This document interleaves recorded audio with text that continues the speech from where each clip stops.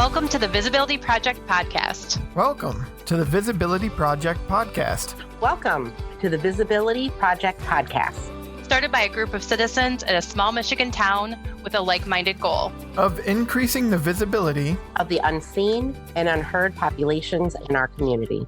Our guests will share stories and insights with the goal of increasing our awareness and knowledge of various aspects of diversity and equity to create a more connected, empathetic, and inclusive community.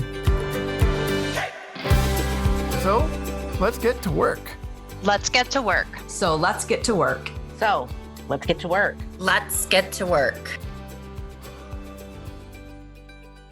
Welcome back to the Visibility Project podcast. I'm your host, Jeremiah Lee. Spearheaded by the members of the Cultural Awareness Coalition, the project is the brainchild of several organizations and individuals with shared values who sit on a project steering team. We hope that the podcast series creates a deeper empathy for others and serves as a catalyst for people to actively create a more inclusive community and world. With Great Lakes Bay Pride Month in June, we will be speaking with 3 guests on the topic of LGBTQ+ youth. We want to encourage support for Pride Month. You can learn more at greatlakesbaypride.org. Today, our guests are Andy Grossmeyer and Madi Brooks, who are a couple, and Amy McDonald, who is a therapist with expertise in support of LGBTQ+ youth.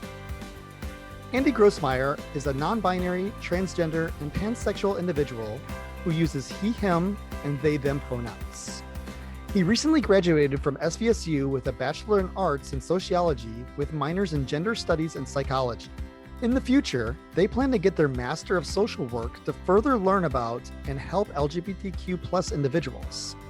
In his free time, he enjoys reading, watching cartoons, and hanging out with his cat, Beans. Madi Brooks is a non-binary and pansexual individual who uses they, them pronouns. They're planning to finish their bachelor's degree in business management at SVSU, while still trying to figure out what to do in the future. They are working as a florist designer at a small business in Midland, Michigan. They have always been passionate about the LGBTQ+ community and will be pursuing that passion in the future. Amy McDonald is one of 2 American Association of Sex Education Counselors and Therapists certified in the Great Lakes Bay, Michigan region. She is currently the Counseling Services Director at the Shelter House of Midland. Amy is also working at Connections for Mental Health as an outpatient therapist. As a therapist employed by Family and Children's Services, she developed and ran 2 LGBTQ+ psychoeducational support groups for teens and adults and provided counseling for individuals and their partners. She was instrumental in the formation and development of Gay-Straight Alliance student groups at high schools in Midland County. After spending a career in advocating for victims of abuse, Amy strongly believes that openly discussing sexual health will lead to stronger relationships while mitigating sexual abuse and trauma.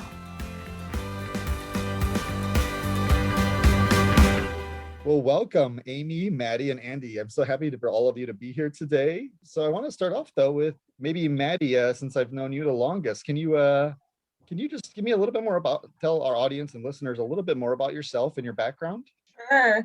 My background is, well, I'll keep it in relation of what we're going to be talking about today, but I am the second oldest of 5 kids. I am not the only queer kid in my family, and I have super accepting parents. I haven't graduated college yet. I was a part of many sports teams. I wrote down bullet points. I didn't write down any completed sentence ideas, so that's all what I got. No worries. So, and you're here today with Andy, and you 2 are in a relationship, right? Mm-hmm. Awesome. Yeah. Well, Andy, I know we haven't met in person because of COVID. We're only met on video several times now. But Andy, could you give us a little background on yourself too? Yeah. I guess probably like the biggest thing in my life right now is I just graduated with a Bachelor of Arts in Sociology. And I have a couple of minors in Psychology and Gender Studies. And I like to joke around about how I majored in like LGBTQ, like I majored in gay basically, because I mean, that's what it's focused on. But yeah, I identify as non-binary. and pansexual, and my pronouns are he, him, and they, them. Thank you so much for being here, Andy, and congratulations. That's awesome. So I know we were talking a little bit beforehand, and you're thinking about a master's, so that's huge accomplishment. So congratulations. Thanks. And Amy, can you just give us a brief background on yourself as well? Yeah, I'm a therapist here in Midland. I'm the new counseling service director at Shelter House. That I recently started that, and focusing on LGBTQ has been kind of my life for the past 10 years. And a big focus, I developed the Compass groups, which were psychoeducational support groups, the first of its kind in Midland. And I'm excited that they're still going. I left Family and Children's Services, but they're going to carry on that curriculum and support for the community. And I'm looking forward to bringing in some new groups, which I can expand on later here at the Shelter House in support of the LGBT community. Fantastic. Thank you so much for being here today, Amy. Thanks for having me here. So Maddie, I'm gonna start with you a little bit more to dig a little bit deeper. Can you talk to us a little bit more about your identity, and then also what it was like for you coming out to family and friends? Yeah, I identify as a non-binary person. I'm also pansexual, which is a recent development in my life. I started figuring that sexuality out around sophomore, junior year of high school. And that was never really a problem internally with me or externally with any of my family or friends. I was friends with a lot of very accepting people, and my family, I wasn't the first to actually come out as queer or anything like that. My brother was actually the first one. So when I came out, it wasn't really to anyone's surprise. And then switching over to freshman year of college is when I started to explore my gender identity. And that was a trip for sure. My friends were accepting, but needed to do some research on different identities and stuff like that, and had to learn how to use they, them pronouns instead of the gender classic she, her, and he, him. My family, on the other hand, were not as easily accepting. My mom she says that she didn't see it coming and that it really surprised her, and it's gonna be hard to get used to it, but she said that she was gonna try, and she has been since, which I love and appreciate her for that. My siblings, most of them were younger than me, so they took on to it pretty quickly. My littlest brother, he was like, I think 9 when I first came out to him, and he jumped on the opportunity of being able to use something other than she, her all the time, and he, him all the time. The real trouble was with my dad. He didn't jump on the opportunity very quickly. He was actually the first person I tried coming out to, and he did not take it very well. He didn't talk to me for a month after that. Wow. We have smoothed things over, and I think he is trying a little more. He's at least using my preferred name instead of my legal name, which is super wonderful, and I appreciate him for that. Can you talk, and thank you for sharing, Maddie, and can you talk a little bit, maybe what are some struggles maybe you've encountered as someone who identifies as non-binary? Is there, I mean, beyond just maybe your father's trying to get used to it, can you talk about maybe some struggles you've encountered? Yeah, the most common struggle that I've encountered is being misgendered all the time. People still assume that I still use she, her pronouns because I am feminine presenting, which is understandable. That's the gender norm that society has put on us, but it's hard because I don't want to correct everyone that I meet, because then that becomes a long conversation of me coming out to every single person that I meet. And that is not something that I want to waste my energy on all the time. Other things is just honestly just not having a gender neutral place to go to the bathroom in public. That sucks. Other than that, I haven't experienced too much, but I don't go out too much. I can hear how it could be, I hear you, and can see maybe how it could be exhausting when trying to constantly feel that burden of having to correct people and explain that can be tiring, I'm sure. Well, thank you for sharing, Maddie. I'm gonna jump to you, Andy, and can ask the same questions. Can you tell us more a little bit about your identity? I know you touched briefly on it, and then also about what the experience is like for you coming out to family and friends. So Maddie and I kind of have similar timelines with that. My like figuring out my sexuality was a little bit later in high school. It was more towards like junior and senior year. And I kind of joke about it because I didn't really like have a crush on a specific, like I had a boyfriend at the time and I was like, oh, maybe I'm like not straight. And there wasn't a specific person that I was like, oh, she's really cute. I was just like, women. And then I just kind of was like, yeah, okay, I guess I'm like bi. And then me and my boyfriend broke up, as high school relationships do. And I came out to my mom and she was basically kind of like, well, you just broke up with your boyfriend. So I think that this might be like something that's just as a result of that. It's probably not you actually having these feelings. And so she was kind of like, just keep it on the down low. And I was like, okay, whatever. And then I went off to college and I met the first like person who was non-binary that I ever met. And I was just like, oh, that's really cool. And at the time I was still kind of like exploring like sexuality a little bit. Cause I was like, bi is good, but I might not be bi. And so I was just kind of like exploring different like gender and sexuality identities. And then I kind of realized one day I was just like, oh, I don't think that it's just me being interested in non-binary identities. I think that I am non-binary. And then I slowly started coming out to like my family and they were pretty accepting. I think that the biggest thing coming out was kind of like when you come out as non-binary, in like my experience, and I know that Maddie has had this experience a little bit too, you come out before you have your identity fully developed.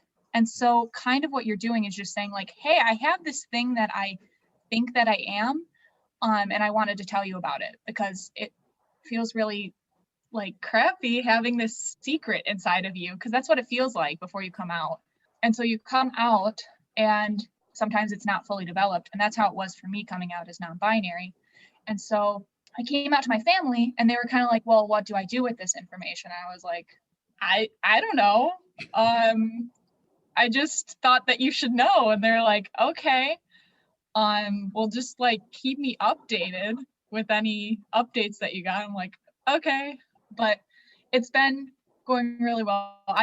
Since then I've developed some stuff, and obviously like I'm going by some new pronouns now and I'm going by a different name, and they're doing really great with that. That's really good to hear. I'm glad that they've been receptive and as your journey, as you're learning and growing as well. And I appreciate that they're accepting of that. So I'm gonna before I jump to you, Amy, I want to maybe take a pause and I think often there's misunderstandings arise from when people are not speaking the same language. So sometimes I feel like a level setting is really helpful. So I'm going to maybe ask this to the three of you then, like, how would you all define both non-binary and then also how would you define pansexual for our listeners? So I'll open that to all three of you. I'm going to jump at the start of that one. Okay. And the way that I have described it in the past, disclaimer, I've been describing this to children, not adults. So this is how I've been describing it. And it's that gender's a spectrum, just like sexuality. You got the male on one side, you got the female on one side. And non-binary for me is either in the middle or completely off the spectrum and it's just not there at all. That's how I've been describing it to like kids, but you guys can do more official. That's great. That's helpful, Maddie. And I'm glad you have to explain to kids and that it's helpful, right? So Amy, and what are your thoughts here on them? Yeah, I was letting them talk. I don't have an official definition, but for non-binary, for me, it is a lot of people are born male, are male or female. That's their identity, not their biological sex. But there are some people who are not male or female or identify as male or female, and that's non-binary. A lot of times terms used are non-binary, gender fluid, gender queer, and That's the definition for me. And some of those words get thrown out and people get confused. But for me, it is, they're not male or female. They're in there and they're all of it. And they can be. I mean, if we're being honest, and we don't always need those labels, if we look at the spectrums of our identity, then our biological sex and our expression, if they're on a spectrum, none of us are in exactly the same place in every way. I identify as a female. My haircut would not be particularly long, and those type of things. So we look at where we're at and how we identify ourselves. Non-binary individuals say, I'm not any one, and I'm all of it. So Maddie had a really good, not either or, just all of it or none of it, right? So it's complicated, but it's not. It's just who you are, and it's how you feel, and it's made up of how you feel internally, your expression, and then biologically. Sometimes those things are the same, sometimes they're not. Interesting. Thank you for that. And the term pansexual as well. That's come up for maybe can clarify for our listeners as well. My understanding of it was, definitely it was a term that was thrown out in the beginning, and people made jokes about kitchen appliances and random things. Really what it was sort of funny, but sort of annoying after a while, because it was like you're hiding behind humor, but you're not acknowledging somebody. Pansexual individual for me, just identify a romantic or sexual attraction towards people. And it's not based on their gender in any way. It is, I'm attracted to this person, and their gender has nothing to do with my attractions romantically or sexually. Maddie, Andy, is that correct? Yeah, you described that pretty spot on for me. Yeah. I think that, this was a huge topic. I mean, it still is in the general LGBT community about pansexual versus bisexual. And I think that for me, at least, the big distinction between the two is that bisexual can mean, so we've established that there are multiple genders. There's not just 2 or 3, there's lots of genders. And bisexual to me can mean attraction to many genders, more than just male or female. But it doesn't necessarily have to mean all genders. But pansexual to me means, pan means all. So it automatically means, okay, if somebody identifies as pansexual, they're attracted to all genders. Whereas bisexual, it can mean they're attracted to all genders, but it doesn't always mean they're attracted to all genders. Does that make sense? Yeah, absolutely. Thank you. Yeah, absolutely. Fantastic. Thank you. I think it's really important sometimes to have those definitions for people to have a better understanding, because sometimes just we're not speaking that same language. I'm going to circle back now and talk to you, Amy, a little bit more about your professional background. And can you speak more about what you do in your profession? Yeah. Well, I identify as a therapist. I recently started as the counseling service director here at the shelter house, and I'm leading a team and working with domestic violence and sexual assault, how that incorporates my past world. We're looking into how to make DV and SA more accessible for those in the LGBT community, how to recover from assault, those type of things, which is important to me as well. I began to work with LGBT, I said 10 or 15 years ago, and I'm not sure how I got here, honestly.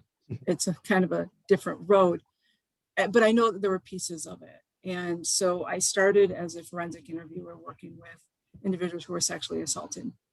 And then I started to talk about this huge thing that was going on in our world, and how do we talk about sexual assault and our sexualities and our bodies, because we're not. And that was leading to all of these horrific things that I would hear. So I began a program at U of M to be a sex therapist and sex educator. And there I found my people. I found this group of people who were like-minded, wanted to use language that I was familiar with, but there was so much language I didn't know, and so many other individuals that I wasn't supporting. And so I took that knowledge and I came back and I was looking in our community, if you were identifying as LGBT or you were a parent and your child was coming out, there were very few places you could go. There were very few people that you could even talk to about this sort of thing. And people were turning to the wrong people, to the wrong institutions. And people started talking to me, and I would talk to parents and say, we need to do this. And then I looked at data in our community. The Legacy Center had done some research about our youth in the community. And the numbers were really high. If you've never seen some of the research, it was showing like a 14% depression rate and a 12% eating disorder. All of these things that they identified in our youth, in our schools here in Midland. So I took that data and then I said, let's compare that to what the HRC has, which is more national with identified LGBT youth. And I was showing the comparisons. I said, we're not doing enough. And they're here in our community. You just don't see them. And so from that, we started the Compass groups, which became psychoeducational. We had teens and adults. And with the teens, they were there to be themselves, some education, coming out, how to better advocate for themselves. The adults, same things. Also within that was interesting. We had parents come to the adult group and sort of learn from other people. So that was really a really strong, a really good group, sort of my baby. So I miss it a little. And so here at the shelter house, what I want to do is we're going to start Intersections, which is an LGBT group for those who were survivors of domestic violence, sexual assault, or any kind of domestic violence assault that can be from family, and come here in a safe place to talk about who you are in the intersections. You're not just a survivor. You're not just pansexual. All of those things will be a safe place for you to learn and heal. So that's sort of my journey, kind of fast. Oh, it's wonderful. Thank you for sharing. And Yeah. and it's really exciting what the programs you're launching there at Shelter House as well. I think that's really needed, and maybe too often. Thank you.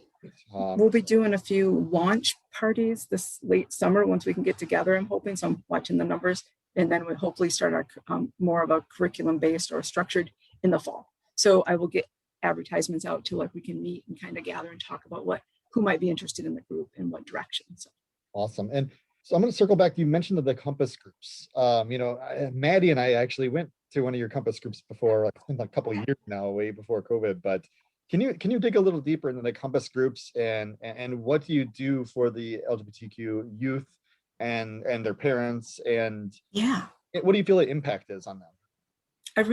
For the kids itself, it was, as someone said earlier, when they came to Compass group, especially when we were face to face, they were, let's be honest, they were loud in the lobby, and they got even louder in the room.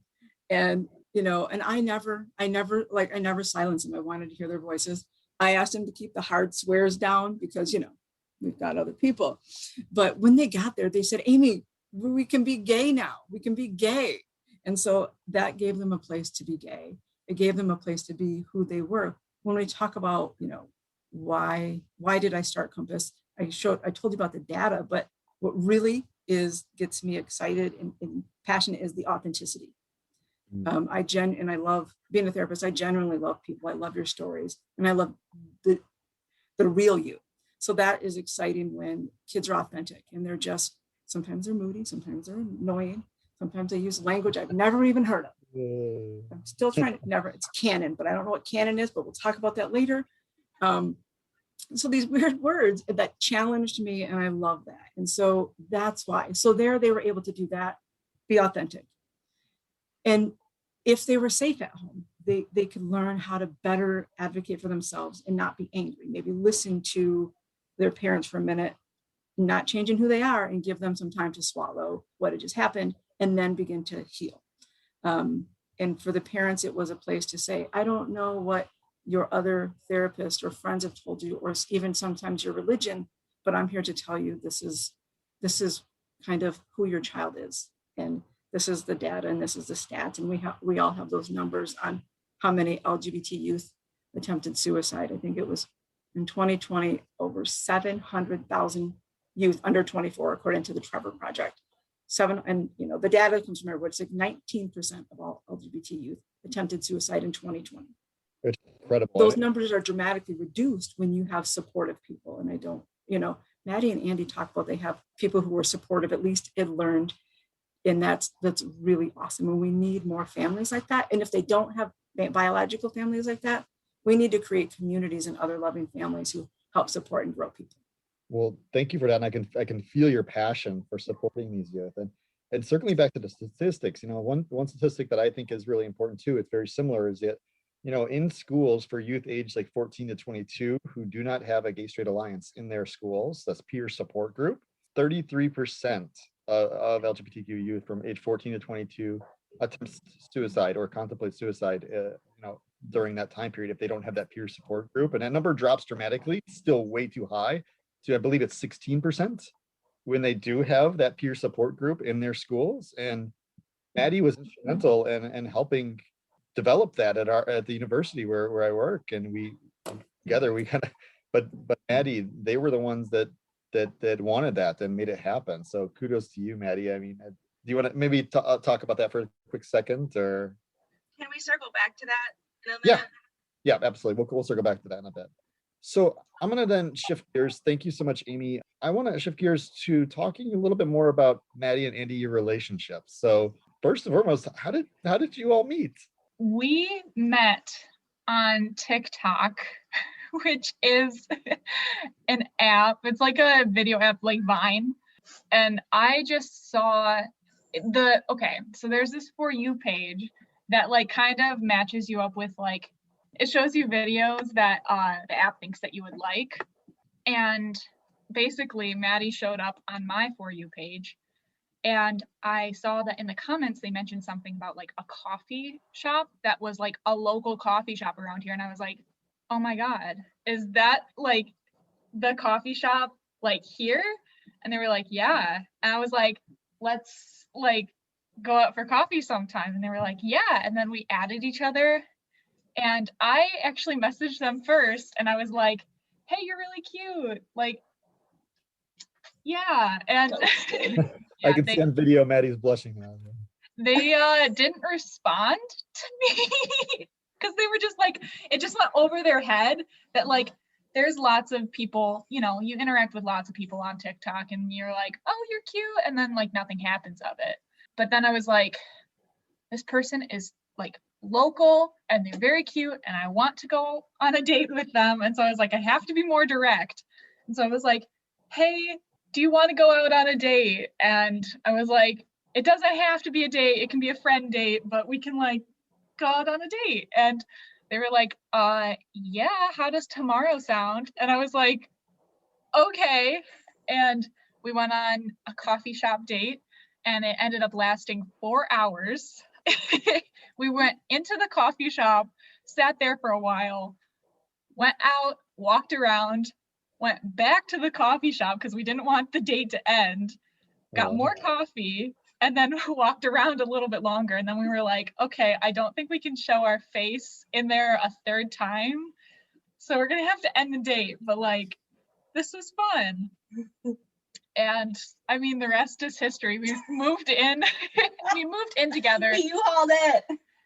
Yeah, we U-hauled it. We moved in together before our 6-month anniversary. And that's like a gay trope of like moving in way too soon. But hey, we've been living together for like almost a year and it's worked out great. That's so awesome to hear. And I love the way you met. It's just it's the way people meet now. It's just different. Things are different, especially during COVID, right? Yeah. I love that you kept going back to the coffee shop. I also wanted to just jump in, and I love that you used word U-Haul. I don't know if we have to define that, but I do want to tell you, if you waited 6 months, a U-Haul is 6 days. So yeah, you are fine. No. I've had people who've been 6 days. So you're fine. 6 months, that's like a lifetime. So you're very patient. Thank you. I'm learning new terms today too. So that's new to me. So six days is the norm. Okay, all right. Sometimes it's one day. You don't know. Interesting. Getting a little more serious then. So is there some? I'm guessing, is there a lot of things that are just normal day to day? But do you think there are some things that are different because of your identity? Oh, wait. Yes, absolutely. We wake up in the morning and go, sheesh. That's just a joke for our younger viewers out there. Okay. More of a serious note. Okay. I love that when you said about canon and using that Amy didn't know what those were, and that went right over my head too during you. And I know that listeners can't see it, but just they both broke down laughing. I can tell that this episode is definitely about LGBTQ youth because I feel my age here too. Irma, did you write it down? So I'm going to write a definitions here. I need like a spreadsheet of terminology. I just note it all casual and then look cool the next time I talk to you. Yeah. All right. Sorry to interrupt. Please continue about so. I feel like the biggest thing that is different is just like having to, because it's this really weird thing coming out to people that you just meet on a day-to-day basis. It's like, is it worth coming out to them? Like Maddie was talking about, like, is it worth telling my whole life story to them when I'm going to have like a 5-minute interaction with them? And also you kind of have to like, there's this thing that you have to do, that you have to like look at somebody and don't like making judgments, but you kind of have to, because if you don't, then you don't know, like you have to judge if they're going to be accepting or not. Or honestly, like I look at somebody and I'm like, are they gay in some way? Are they like queer? Because if they are, there's like an automatic sort of understanding that you have. And there's like some tells that you can have. Obviously you can't judge somebody by how they look completely, but like there's some tells that you can be like, I think that this person is gay, or like at least an ally and accepting.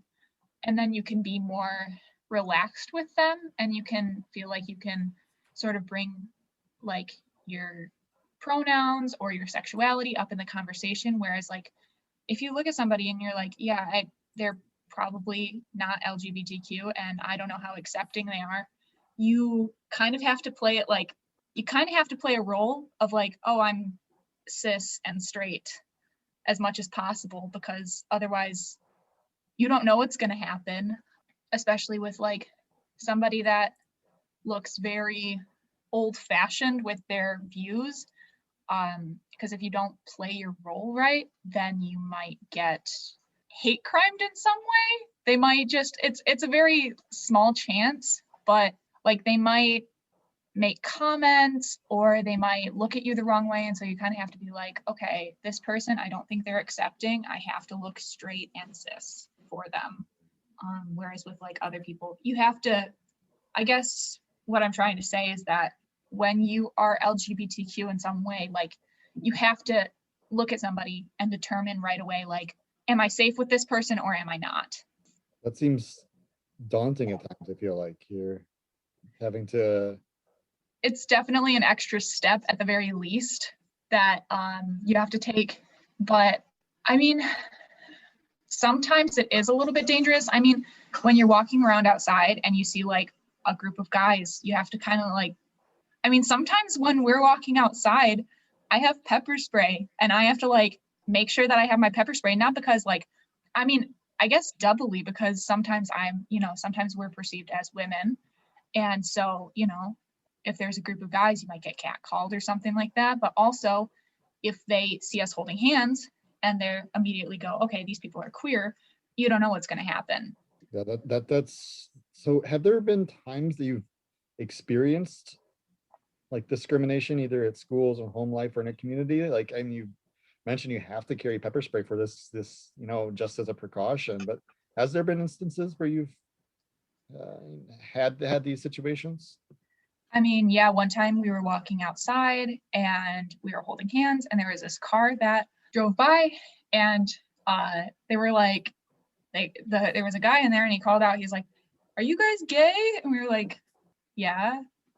And then he like yelled out a slur at us and we were like, okay, and it made us really uncomfortable. And it made us feel like unsafe, obviously.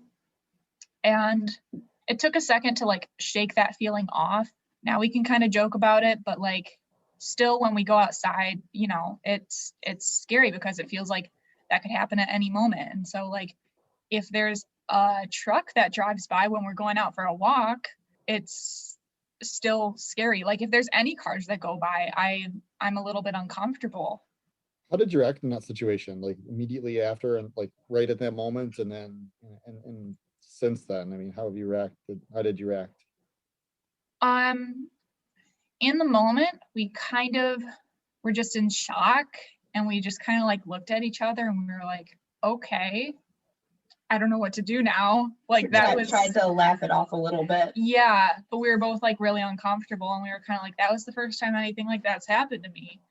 And then after that, I don't know, like I just think that there's this sort of distrust that we both kind of have now with like the general public, especially when we're just outside and we don't know who is, like when you see a car driving by, you don't know who's in there. So like I was talking about earlier with having to do that, like looking at somebody and being like, okay, are they safe or are they not? You can't really do that with a car because you can't immediately see the person in the car. So just all cars are uncomfortable, like them driving by us. We're like, I don't know what's going to happen. You know, we sometimes talk about privilege and when it comes to race and other things, but I have the privilege of never having to and be concerned or have that feeling of having to judge people. And I feel that's something that I'm privileged that I don't have to do. And it pains me that you both have to experience that. Amy, I'm going to ask you some questions here. Like, how do situations like this and how do individuals not being able to be their authentic self impact them both like physically and then as mentally as well? Yeah, just listening to Andy talk, there's trauma there, right? That's, you can hear it. Every time a car comes by now, the fight or flight is kicked in. And so that feeling on itself is trauma. But then the other part that they were talking about was I have to determine who is safe and who is not, and kind of scanning the room every time always puts you on guard and puts you in this mode of kind of playing a role, at least for a protective standpoint. And what are you holding back then? Your authenticity of who you are, what you really want to say.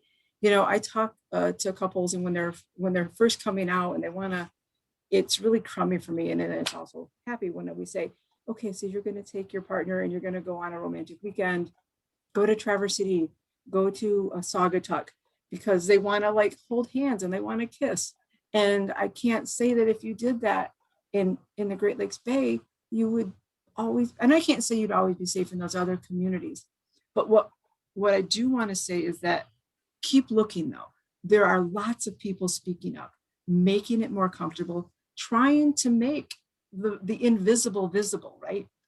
And making it safer to say, we're all in this community, all of the diversity that it is, and that you can hold hands. And that's why it's important to have, I don't want to say safe spaces because that annoys me. I want everything to be a safe space. I want it to be safe.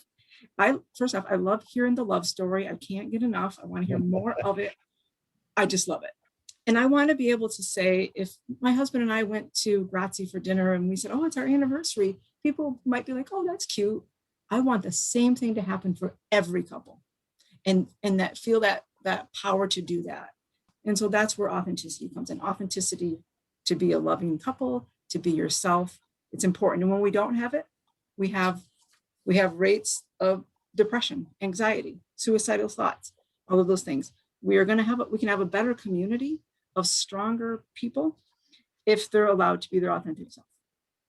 So in particular, I mean, we've done a previous podcast on LGBTQ issues and particularly transgender, and we worked with perceptions. But for LGBTQ youth, we talked about there's not being your authentic self. There's trauma there. There's when you're dealing with people in public, there's a lot of things that are there. What areas of support do you think that LGBTQ youth need the most? And that's Amy, you as a professional, and both Maddie and Andy, both as you as individuals too. And maybe you, Maddie, this is maybe an opportunity to talk about the SAFE group on campus as well. And what areas of support do you think that LGBTQ youth need the most then? Regarding the SAFE group, LGBTQ youth, I feel that we really thrive when we have, unfortunately, a safe space, not unfortunately, but using that term, when we have a safe space that where you can go and like just unmask from daily things and just be your authentic self. I've really thrived off of that, and I know a lot of other people have too as well. When I started at Northwood, there was, I believe, an LGBT club a year before me that never panned out. And I went through, I think, my first 2 years without it. And then the end of my sophomore year going into junior year is when I started the group, and we called it SAFE, and it was Sexuality advocacy for everyone. Yeah. Whether we pen that in my office together, right? Yeah. It was just wanted somewhere where the very small minority on Northwood's campus could gather and feel a little better, like more so that they're not alone, because I did feel that way for the longest time at Northwood. And even after starting the group, it's not as if everyone jumped at the opportunity to join. A lot of people that joined were my friends and different allies that I've had throughout my years at Northwood. Just having it, I feel, made everyone on campus that is an LGBT person just feel a little bit better, even if they didn't join the group. And I feel like that's what a lot of the youth, the LGBTQ youth, need at most schools, communities, etc. Great. Amy, could you maybe touch on this a little bit too? What are your thoughts on why it's to address these for youth in particular? Yes, for youth in particular, I think like Madi had said, knowing that they're not alone. And so when we look at even at our high school level, I'm excited to say in our community, Midland High and Dow High had started a Gay Straight Alliance.